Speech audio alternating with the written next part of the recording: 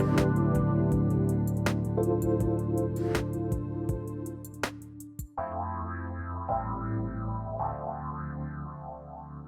everyone. You're on the Maximum Medicine Hour. I'm Doc Martin, and I have my friend and former teacher and energy healer, Wake Wheeler, with me. Hi, Wake. I'm so glad you're here. Hi, Sharon. What a great opportunity to talk together. So what I wanted to talk about today for the listeners, when I first started studying Peruvian shamanism with the Four Winds, Wake was my teacher. And we started with learning about the Mesa, the medicine bundle that the Caro Indians carry, their connection to spirit. So I want to talk about that today. But first, let me tell you about Wake. He and his wife, Kinlan, are shamans and energy healers in their own right. Wake was my teacher. Oh my gosh, I think it was 2008.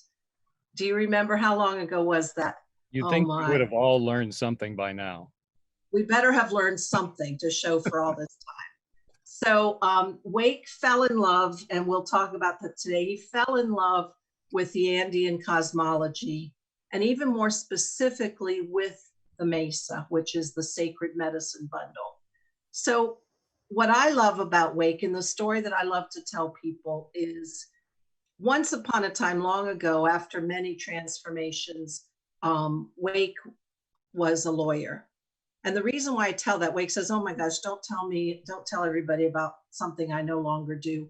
But the point is, we are drawn to the occult. We are drawn to the mystery of the cosmos. And we are drawn to that no matter what walk of life we're in. And so Wake, what I love is that you got pulled into this. And I don't think you were even kicking and screaming, but you have studied with the Caro now for years. And tell me what you love about it, and tell me what really pulled you in. Well, I think it was the surprise attack. I went to a class, as did you, to learn more about personal guidance. And I had no idea the depth of the medicine that involved, and the tradition and the lineage that the Caro of the high Andes represent. I was searching for something, and I searched close to my home in Colorado, before that Illinois, but I could never find anyone who was willing to share the secrets, to share the knowledge. And it was the Caro who were coming down at the same time from the high Andes to meet people and to offer their wisdom, to offer their transmissions, to offer their story and practice of the Mesa that most caught me. And as I mentioned earlier to you, Sharon, when we were talking about this, there's so much in this world now that's high tech. And it's so gratifying to have something that's so tactile and high touch. And it really is a way to experience the indigenous soul, the indigenous ways. And the Caro aren't the only holders of this, but for me, they were a portal. I'm sure many of your listeners have different spiritual paths, and each one I honor. But for me, I was looking, and this one opened. I had no idea that I needed to go to Peru to find it, but Don Francisco and others were there to meet me and to start expressing the wisdom and the practices and the love they inherently have. So that's the one thing that I've reflected on about the Caro is their big open hearts. So they come offering whatever they know you can share. They are not a secret society that you have to take all these steps and know the double handshake secret password. So that part, they're very open about that. And the other thing that I reflect on is we somehow think that the indigenous are separate from us, but the truth is at some level, our ancestors were all indigenous somewhere. And I believe it's the most primal human connection to the earth that we seek from the indigenous. And go ahead. Well, I came outside to meet with you today because I know that when I first met the Caro, it wasn't in a boxed room. It was atop Pachamama.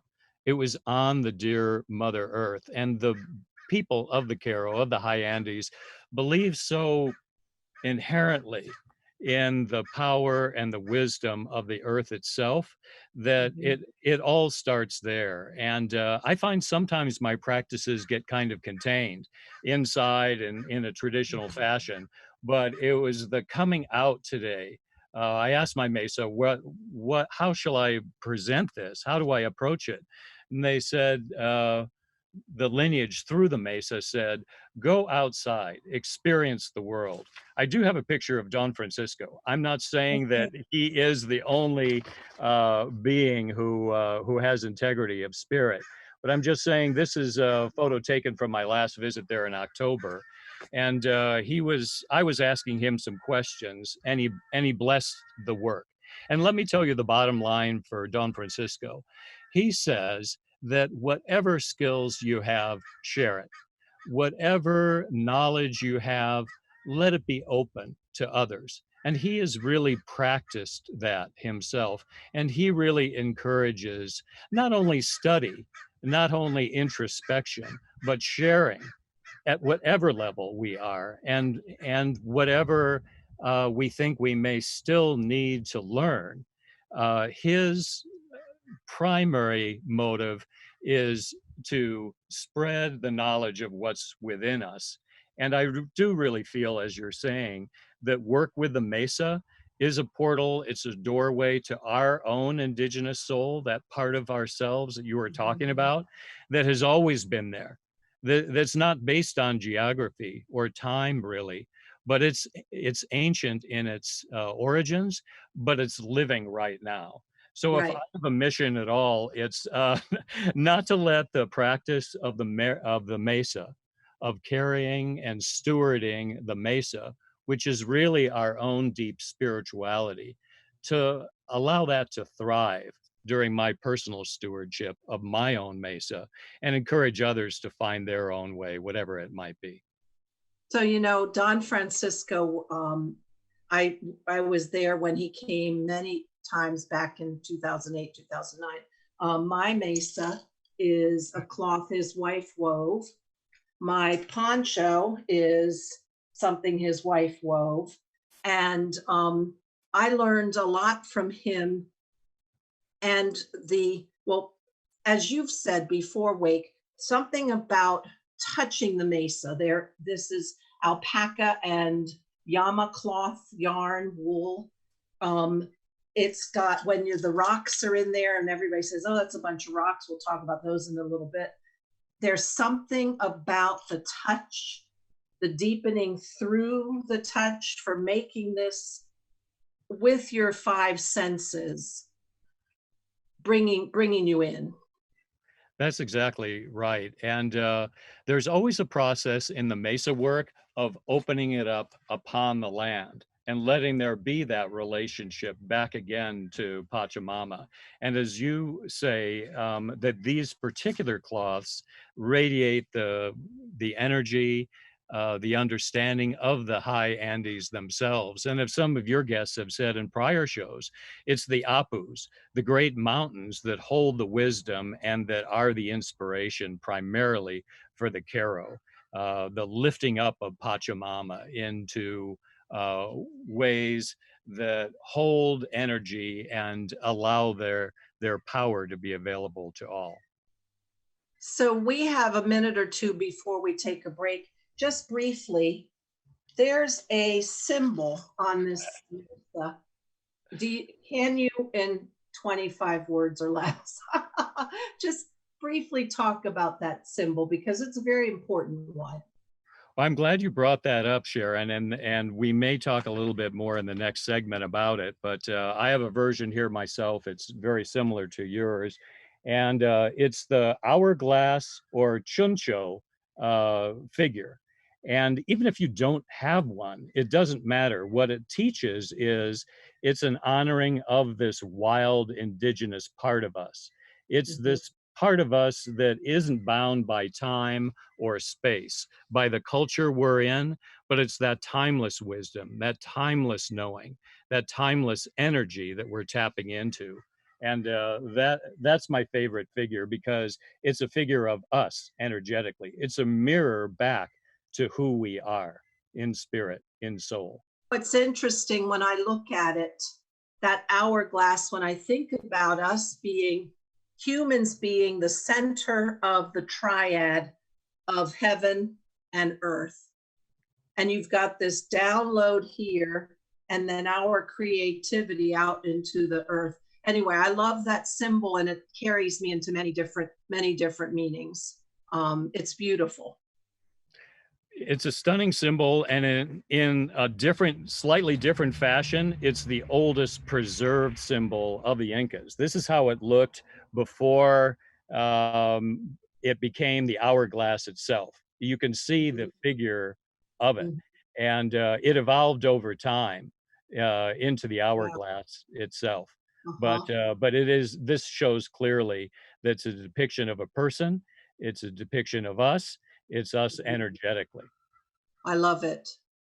So we're going to take a short break, and then wait, when we come back, I want to talk more about how the Mesa is a way for you to communicate, and maybe even extension of that, the microcosm, that you can work the macrocosm in the microcosm, or whatever we want to talk about when we come back. We'll take a short break.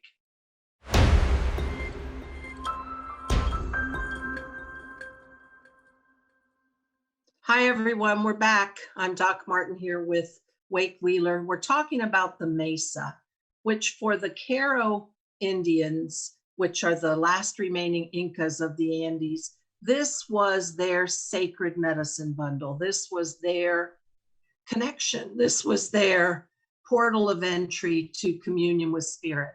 So Wake, tell me, you, of all the shamans that I've worked with, you have dived in the deepest and the most true to the understanding of the Mesa and the original cosmology. So I want to hear you tell us more about the Mesa. What a rich resource. And on its face, all it is cloth and a few stones. So it's easy to imagine that it isn't much. It's easy to imagine that it has no profound basis of cosmology or of expression, but it fools us in that it tells the whole story of our spiritual quest. And the Caro acknowledge and celebrate the fact that everyone is on a journey. And part of the intention of the Mesa is that we are not alone, especially important in these times, that we're not alone. Not only we connected energetically with other Mesa carriers, there are quite a few people who open up their bundles on a Saturday night. And not only with those contemporary Mesa carriers, but all the undisturbed line for thousands of years of medicine men and women. Coming back to the times now, they seem strange, they seem challenging and awkward. We aren't the only ones to experience. Our situation is unique, but the experience of upheaval is not. And there have been people throughout time like us who have dealt with issues of uncertainty and constriction. And it's that wisdom, those experiences that we can tap into through access of the stones and the cloth, through this unique synergy of very simple objects coming together and revealing an entire universe or world point of view or personal cosmology. So I want to tell us a story here, because you will remember her. Because people look at this, it's a beautiful woven wool cloth. And inside are some rocks. And when we were training, you know, all the Westerners wanted to bring colored rocks and beauties, and, you know, and Doña Bernardina, who is one of the Inca elders, she came around with her Mesa, and she had these clumps of granite, and I mean, they weren't agates and turquoise and they weren't. And she did a ritual as we were sitting in a circle, and our mesas, our cloths were open and pretty stones. And she kind of, you could see it wasn't quite a sneer, but it was kind of a laugh at the puniness of these stones. Now, needless to say, as energy carriers, we were puny at that time. And she came around with her clump, and each of those rocks were from one of the sacred mountains. So they had deep meaning and connection for her. And she did this ritual, and I might not, you correct me if I say it wrong, called Tupanakwi. And she tapped our stone to each of us, transmitting the lineage from her through her stone to us. Well, she cracked somebody's stone because, after all, we picked these. Truthfully, they were puny. They were not really strong energy carriers, these rocks. And she went around Tupanakwi, she was chanting and sending the energy, and this person's stones just crumbled. And I remember thinking, well, that thing's such a clunk, until I watched her power. And then I learned, which she didn't tell us, you guys, you and maybe Alberto had to tell us, these were rocks from Salcantay or Machu Picchu or Huascaran or one of the sacred mountains. And you could just see it in her face when she connected with that stone, sending that energy to ours. And we, as the puny beginners, crumbled in her path. Anyway, it was transformative to watch. So the rocks are really meaningful. Well, it's so curious that you should mention Tupanakwi, because it is the tapping of stones. And one of the things when we were talking about how do you begin a mesa, you can begin with one stone, a single stone of your choosing, something special. And we haven't really talked about altars too much, but everyone, I'm wanting to make this accessible to people, because everyone in their home has some space or some special portion of their home, a corner in front of a window, where there's something unique, personal, and expressive and heartfelt in that. And the beauty of the mesa is it takes the symbolism of something special, something unique, something personal about your spiritual journey, and gives it wings. The wings are the mesa, because with the cloth, these things can be carried. And it's part of that carrying all these ancestors from the Andes, from our own bloodline, and with each other, as we've said. And the Tupanakwi is one of the cards. We haven't really talked about this yet, but this is the card. Let's talk about this. I chose 4 cards right when we started the interview. And well, let me back up a second. So to all the listeners, Wake and his friend Stephen there, yeah, okay, have created a set of oracle cards called the Chicana Oracle. Well, go ahead. Please. What we decided to do was take the mesa and deconstruct it. Like, we saw the reverence that it held. We saw the practices of the Caro, like Sharon, you're speaking of. And it always gave great curiosity to me. What is this truly about? And what cosmology or personal guidance is tucked within? And so can you show us the deck? Yeah. Here's the deck. It's the Chicana Oracle cards. And as you can see for the colors, it's divided into 4 segments. And the 4 segments one of them each relates to a suyo, or a region of the Inca realm. And so this is a region, this is an understanding that was true to the Inca. And it's also true today. The small villages are divided quarterly. Cusco itself has partitions in that way. And it's a living reality for the people in the Andes right now. And just one of the, to get onto the card a second, Yeah, just so one of the practices. you drew cards before this interview. Right when you began, right when you gave And our you introduction. pulled out Tupanaqui. I pulled out Tupanaqui Ah, from, wonderful. yeah, from the Koya Suyo, which is the Suyo or region of what's emerging. So I would tell your listeners that as far and tell myself that as far as what could I do to connect with my indigenous soul, what could I do to deepen my spiritual practice? It's as simple as choosing to in somewhat matching or compatible stones. It doesn't matter what, you probably have them already, but it's this taking them in your hands. It's the textile part again, because this lineage is not up here. This lineage is right here and in the heart, of course.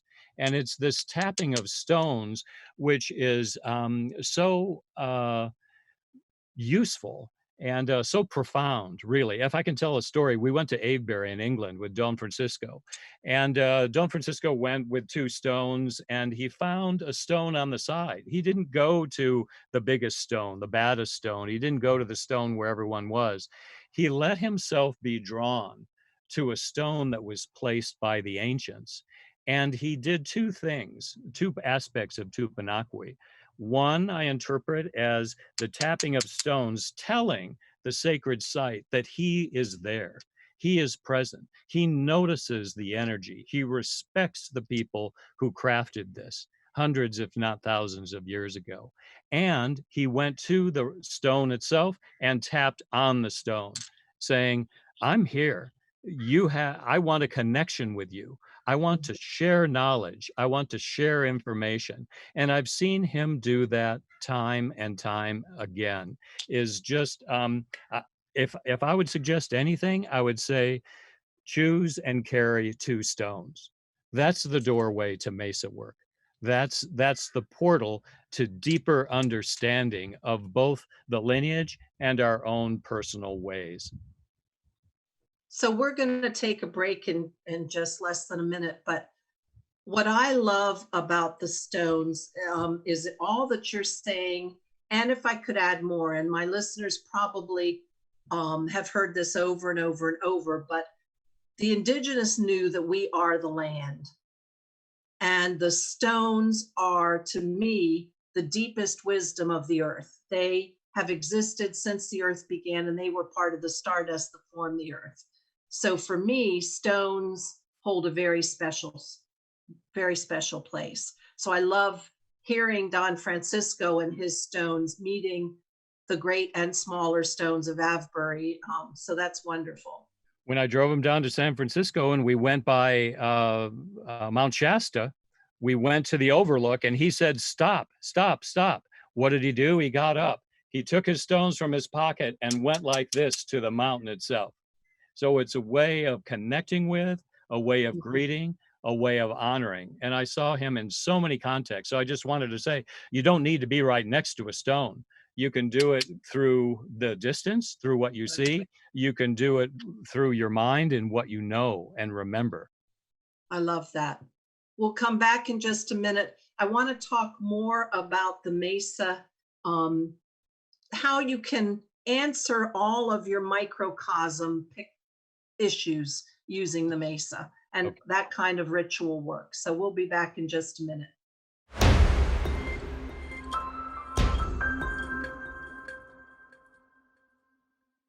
Hi, everybody. We're back. I'm with my friend, Wake Wheeler. Wake, take a minute, please, and tell the listeners how to find you, your website. And I want to talk a little bit more about your Chicana Oracle. All right. I want to mention Drake Bear Stephen. He's a good friend and collaborator on this work. And what we decided to do, we both were very intrigued by the inner workings of the Mesa and the components, not just ours, but other people we would run into. We'd ask them to show us their Mesas. And every time I would go down to Peru, I would do the same with Don Francisco and others. So as I said, we deconstructed the components and some of the cosmology of it, and crafted a deck of 100 cards, and they're divided into 4 segments having to do with the suyos. And there are woven cloth explanations there. There are stone explanations and illustrations, the carved symbols of the Caro, and then what I call the activators or companions to the Mesa themselves itself.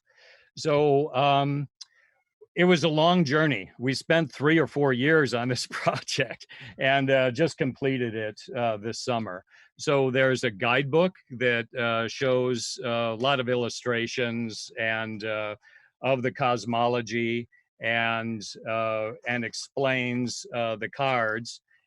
Each card has explanations and exercises, processes, and then the cards themselves, which can be used and to explore the Mesa. So sometimes I wonder, well, what am I going to do with my Mesa? I know I'm supposed to open it up, but what do I do with it? So what I've found to be most useful is to, like they say, pick a card, any card, choose a card. I like them in the 4 segments or quadrants, but they don't have to be. They can be all together. Pick a card, any card. So at the beginning, I just wanted to follow that process. And when you introduced the show, the first card in the textile suit came out to be the Chicana. And I would say that that is something that the ancestors would like us to talk about, that is the unifying symbol of the Caro. Drake and I found it so profound, so revealing, that we had these textiles crafted by the Center for Traditional Textiles in Peru in the Sacred Valley. And we have it true to the colors of the suyo. Green for the anti-suyo, white for the Koya suyo, yellow for the Kunti suyo, and where Machu Picchu is, red for the Chinchai suyo. So much of the cosmology is within the 4-quarter cloth that is the background to the Andean star or the Chicana itself. And where that comes from by legend and lore is from the Caro themselves looking to the sky and seeing the constellation of the Southern Cross. And that to them, always being in the South, is an orienting fixture in the sky. And also because it's a cluster of stars representing community, or Ayu, the sacred community that is so crucial to the Caro and to all the people of Peru, really. So when you know, well, of course, it's never, I shouldn't be surprised at the synchronicities when we start to tap into these deep spaces. So you have a card that you drew from the stone realm. Yep. And which was the Tupanaqui, which we talked about. Yep. And you had the card from the textile realm, which was the Chicana, which we were talking about anyway. So what else did you pull? Also from the suit of the sacred symbols, the lightning card. Cool. I can give my impression. What's yours? Well, lightning to me is a download from spirit. It's an activation when you listen to inspiration. You get hit by the thought, the inspiration, the whisper in your ear, and then you bring your energy out. So what's yours? You know, it caused a smile on my face because my great uncle wrote a letter the day after I was born saying that was quite a lightning storm. I don't say that I am a shaman, really. I don't say that I have the lineage background, except that we all have this within us. And so I would say personally, we're all struck by lightning. We Mhm. took a different path at a certain point of our lives to seek something different, something deeper, something more profound, more true. And I think that's the shaman path, or the path of the Mesa, as I understand it, is not being afraid to get struck by lightning, not being afraid to make a big shift in our lives or perception, and to be open to the big shifts that may need to be made and that are inherent. If you take lightning, it's inherent in these stormy times. So Right. I wouldn't fear the change from the voice of this card through the lineage. I would welcome it and see what readjustments I could make to become more in alignment with myself. Well, we are called in these crazy times to dig into what's authentic and real for us, Hmm. and to hold on to that, because the external world is tumultuous. And for many people who were in shelter in place, or shelter at home, you had a lot of private time, you had a lot of downtime. Right. That that is the possibility, and we're still going to have it probably with this crazy world. But that's the time to really deepen and find out what you're all about and what you want to bring forward on your next step. That's exactly it. I thought if there was ever a time to relax and be focused where we are on Yep. the earth that we live upon, uh, with the situation we're in, there's so much deepening within the Mesa of ourselves and of the tradition. And I just want to say something about the Pachacuti, is that this time is the time of the big change. Pa means space, cha means time, kuti means turning over. So a lot of people thought that this started around 2012 and maybe it came and went. Well, guess what, folks? It didn't come and go. It's just getting started. And the last big Pachacuti was right before the Spanish invaded, when Pachacutec himself unified separate states into something that was organized, and organized the Inca state itself and built Machu Picchu. So there's a tremendous change in civilization. 100 years later, another big change of civilization when the Spanish came in and changed everything. So I don't question the depth of these changes that are going on. And I think that the Pachacuti tells us that this is the time, that was the time of darkness. This is actually the new time of light. And what the Pachacuti suggests for us right now is to cultivate a new sunrise in our hearts, to go within and to sense that new day, new morning, where we don't need to be saddled by expectations and norms of the past, but that we can craft our own that are much more in alignment with our true soul's calling.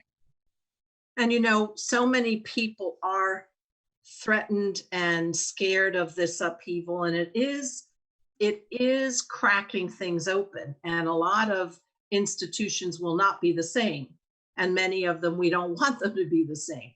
But out of that, there is immense creative energy available. And to me, that's also the lightning. Um, Unbelievable amount of transformative energy, that we can take this time, and by digging in, by finding our authenticity, finding what we want to bring forward, we can make an amazing new future if we can just keep out of the fear. Exactly. And the fourth card of the series speaks to But of that. course, but of course, it's I it, promise everybody I did not see these beforehand. Nor did I. Um, uh, they just came out at the reading itself. See, that's what you do. You open a space. We opened a space here between ourselves and those who are participating, and that space feeds the information that's meant to be shared.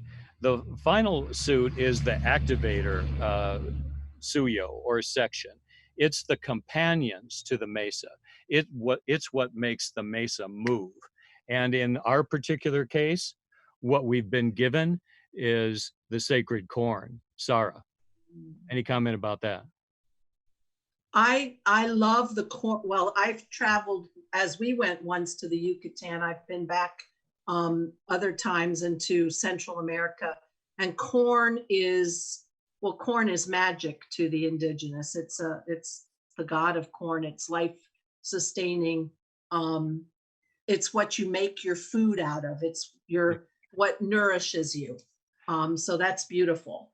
And as Alberto used to tell us, Alberto Violdo, the founder of the Four Winds, who I owe a debt of gratitude to, beginning this journey and supporting me so much of the way. But he said, what are we going to do with the medicine that we have? Are we going to use it for ourselves, or are we going to share it with others? There's nothing more profound than the message within this, that we're here to grow corn, not only for ourselves, but others. And that brings us back to the Chicana and the family of stars. It brings us back to the community, to those who are listening now, and all of us who represent other groups we're involved in. It's the group consciousness. It's pulling this through together, not only with Mesa carriers, not only with the ancient ones, but with each other in every realm, is how can we use these opportunities to dig deep, to fertilize our land, our spiritual landscape, and to share it with others, bring people together, ask questions, listen, and share. And together, we can do this. This isn't meant to be a solo path, and this isn't the only card of the deck. This is the one that appeared. Cool. We're going to take a short break, and we're going to talk a little bit more when we come back. We want you as the listeners to hear about how to start a Mesa and then how to use it in your daily life. So we'll be back in a minute.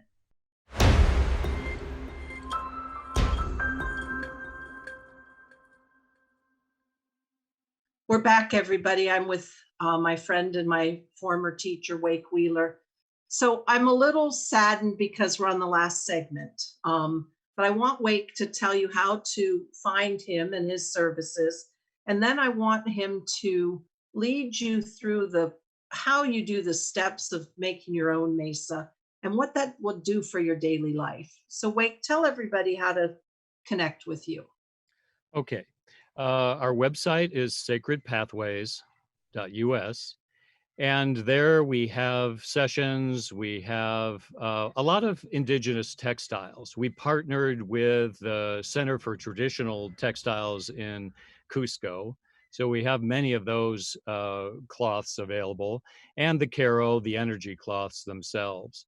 And as a special for this group, this time, what I'm offering is a 30-minute reading from the Chicana Oracle deck for $60, half the normal price. And there's one other surprise that I want to share with you in a moment. But my wife, Kinlan, also gives sessions, and she's been involved with me throughout much of this time in the development of the work in her own way. And both of us give sessions, both of us are available. And it's part of our mission to open up the pathway for these exceptional textiles known to be world renowned, and especially preserving ancient weaving ways and traditional dyeing methods. It's really quite beautiful to sustain the communities that live in the Andes, who are primarily weavers, through fair trade exchange for their goods and wares. And this Chicana cloth is one of those examples of the textiles that are available. So is this 4/4 cloth and many others that we work with. I was thinking a little bit before the broadcast, how would I introduce a way of the Mesa? And I started, and Sharon, you started in a very particular way. but with classes and groups and schedules and homework and that kind of thing. I just wanted to begin more simply right now. And a mesa in its essence is made up of stone and thread. This one is a particular thread that seems very humble in its origins. This is just an anonymous stone. This I did get in Salcantay, and to me it looks like a bird. So I do have the essence, the flying essence of Salcantay in the Mesa. But I wanted to show you, if I could, um, something about the origins of the threads, and that is through the quipus. They're the woven threads of the Andes, in that people used to go from town to town, sharing stories through the woven threads. And the Caro are masters of that. They craft the beautiful designs that tell the unique stories of their civilization through the formation of the threads and what that means. Not only what it means academically, but what it means in the heart. And if I was to learn anything from Don Francisco, besides share your medicine, whatever it is, whenever you know it, it is always source back to the heart.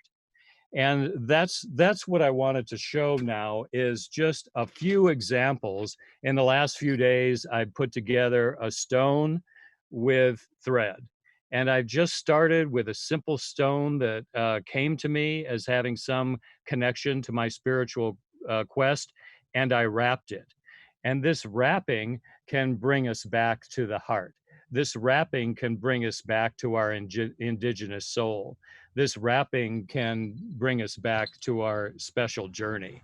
I have gone a little bit wild on that by crafting. This is a portable mesa for me. What Don Francisco said was experiment. So you won't find the Caro with a pendulum like this in their regular medicine bag, but in going to the essence of the mesa, what Drake and I were doing in deconstructing and reconstructing, is that it's as simple as cloth carrying stone.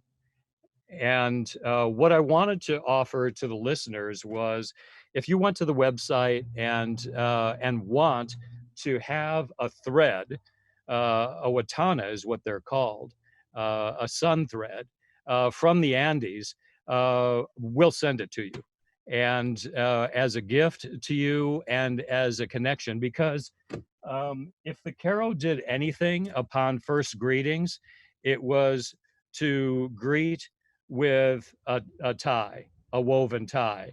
And they would either tie it around the neck or tie it around your wrist, and that would be your connection. So humble is this. But this is my gift from the lineage to you, my gift from Don Francisco and the Caro to you, as an encouragement of your own spiritual path, whatever that might be, and as an invitation to wrap it around the stone and see what happens. I And love that. maybe we'll share about that in the website that we have. But it's something that I realized, what was the very first thing that happened when I met Don Francisco and other shaman. The very first thing was they honored me with a gift of connection to the lineage itself. Because if I could tell the small story of the Watana, it's meant to energetically to reach up to the sun, to bring back the sun for another year of growth and sustenance for the community. So it goes back to that card of the corn. What are we really for? We're here to develop our own personal medicine in as solid and integrous way as we can, and we're here to share it. We're here to serve the community, bring the light of the sun back for another season, for another growing time. I love that.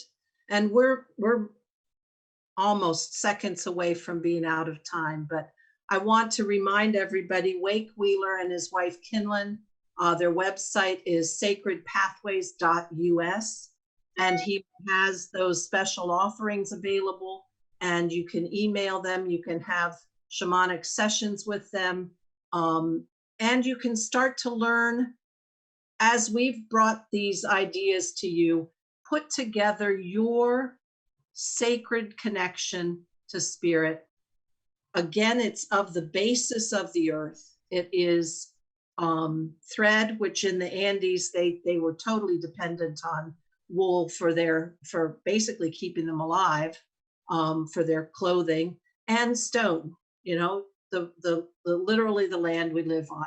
So Wake, we have to finish up now. I'm so sorry because I was having such a good time, but I'm so happy you were here. Thank you. You're welcome. Thank you so much for this invitation, not only for myself, but for the lineage too, to speak to your listeners and to encourage them to follow their own guidance. And if you have a serendipitous moment, experiment with cloth, experiment with stone. Cool. Wonderful. And we're going to finish up now. I'm Doc Martin. This is Maximum Medicine. I'm here with Wake Wheeler. And thank you so much for being with us today. And Olivia, thank you for being our producer today.